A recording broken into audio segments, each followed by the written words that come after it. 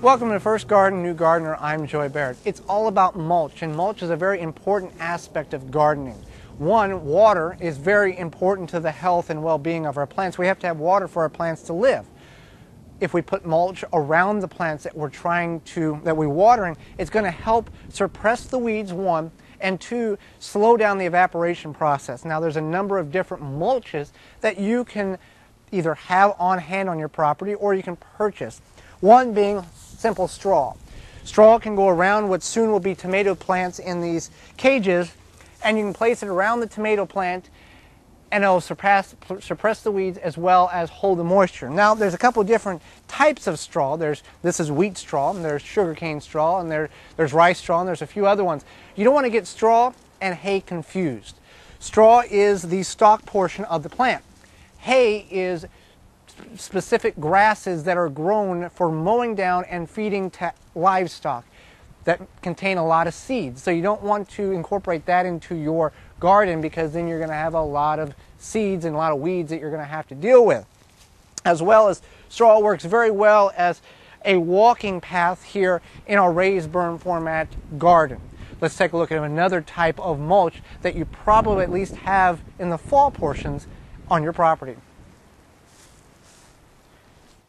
Leaves make really good mulch for a couple of reasons. One being is that if you have a tree on your property or near your property, you have access to tons of leaves, especially in the fall. Now, they also make a good mulch because they are just chock full of nutrients. Leaves are just trees bring up a ton of nutrients from the bottom of the soil, from even just deep down inside the earth, and they're just full of nutrients, so they're good for your garden as well when they compost down. You want to be aware, though, if you get your leaves from maybe a neighbor, or if maybe you see a bunch on the street and you pick them up, if those trees are sprayed with something. So you want to make sure that you're not adding something that's been sprayed to your garden. Another great option for compost is paper. And shredded paper, shredded cardboard, whatever you want to use is a really great option. Now, this is cardboard and paper that we have shredded ourselves, and we do use this as mulch occasionally. Some people don't like doing that because of the ink and whatever else that could be on the paper. It's up to you, really, but it's a great idea for, instead of necessarily recycling your paper, you can go ahead and put it back into your garden. So there's two good ideas for mulch.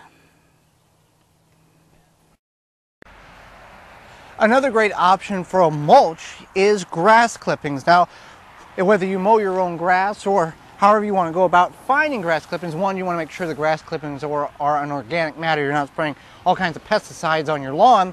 You can bag it and then dry it on the driveway or a tarp, because you don't want to put wet grass clippings around plants. The grass clippings are going to start to mold and break down and cause problems, so you want to let them dry out, or you can naturally just mow the lawn and then let the grass dry and rake it up. This makes a great deterrent for evaporation as well as weed deterrent.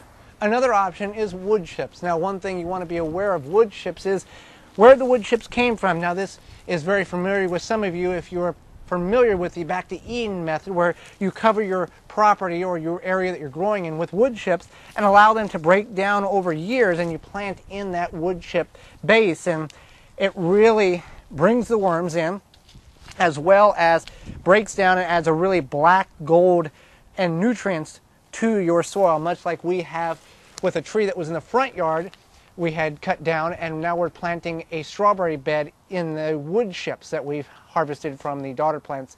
But another thing with the wood chips, you want to find a good source. You want to find out what the wood chips were from. You know, sometimes trees die of diseases, and studies have shown that those diseases are still prevalent in the wood chips a year after the wood chips have been ground up. So just keeping that in mind whenever you're looking at different options to add mulch to your garden to suppress the weeds, but also hold the moisture in so the plants can grow better, and you have to water less. For Holly Baird, I'm Joy Baird, and this has been First Garden, New Gardener. For more information, please visit thewiveggardener.com.